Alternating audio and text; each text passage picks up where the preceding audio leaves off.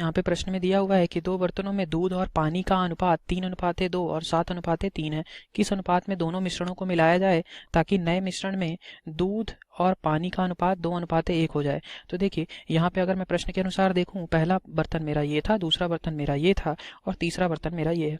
ठीक है, अब मुझे बोल रखा है कि पहले बर्तन में दूध को मैं एम से लिख रहा हूँ और पानी को मैं डब्ल्यू से, यानी कि दूध और पानी का अनुपात 3:2 है पहले बर्तन में। दूसरे बर्तन में अगर मैं दूध और पानी का अनुपात देखता हूँ तो ये कितना है, 7:3 है। और अगर मैं तीसरे बर्तन में देखूँ दूध और पानी का अनुपात, तो ये कितना है, 2:1 है। तो देखिए यहाँ से अगर मैं ये कहूँ कि पहले बर्तन से कितना भाग मिलाया जाएगा और दूसरे बर्तन से कितना भाग मिलाया जाए ताकि मुझे 2:1 के अनुपात में मेरा मिश्रण मिल जाए, यही मुझे प्रश्न में पूछ रखा है।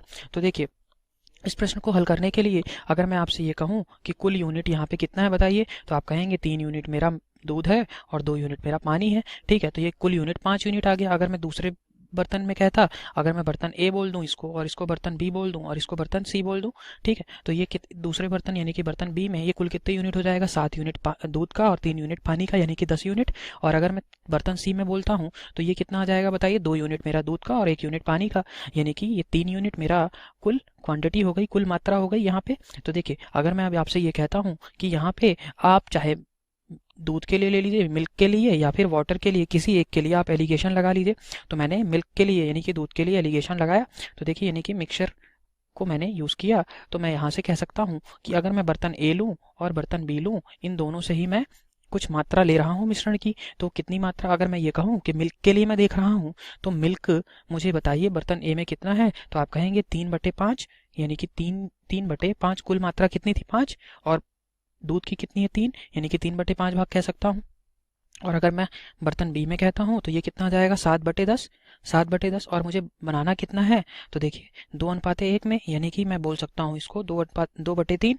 तो देखिए बस अब यहाँ से आपने इसको माइनस ही करना है, उसके बाद तो आंसर ही मिल जाएगा। तो देखिए इसको मैंने हल किया तो ये कितना आ जाएगा मेरा इस प्रश्न में, देखिए ये 2/3 माइनस 3/5, 2/3 माइनस 3/5, इसको किया मैंने। और यहाँ से ये क्या आ जाएगा बताइए, 7/10, 7/10 माइनस 2/3।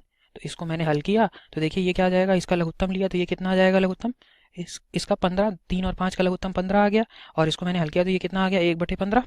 और इसको मैंने किया तो ये कितना आ जाएगा लघुत्तम, 10 और 3 का 30, यानी कि 30 लघुत्तम आ गया। और इसको मैंने हल किया तो ये कितना आ जाएगा, 1/30। ठीक है, तो 1/30 और 1/15 आ गया। अब इसको मैं अगर अनुपात में लिखना चाहता हूँ तो ये कितना आ जाएगा बताइए, 15:30 लिख सकता हूँ क्या, 1/30 था और 1/15 था, तो 15:30। और इसको मैं हल करना चाहूँ तो ये कितना आ जाएगा बताइए, अगर मैं 5 से कट कर दूं तो ये 5 तिहाई 15 और 5 छक्का 30, यानी कि 3:6। और इसको क्या कर सकता हूँ, 1:2, यानी कि मेरा आंसर क्या आ गया, 1:2 के अनुपात में अगर मैं बर्तन ए और बर्तन बी से मिश्रण को मिलाऊं तो मुझे 2:1 में नया मिश्रण मिल जाएगा, जिसमें दूध और पानी का अनुपात 2:1 होगा। तो मेरा आंसर क्या आ गया, 1:2, option number B. Thank you.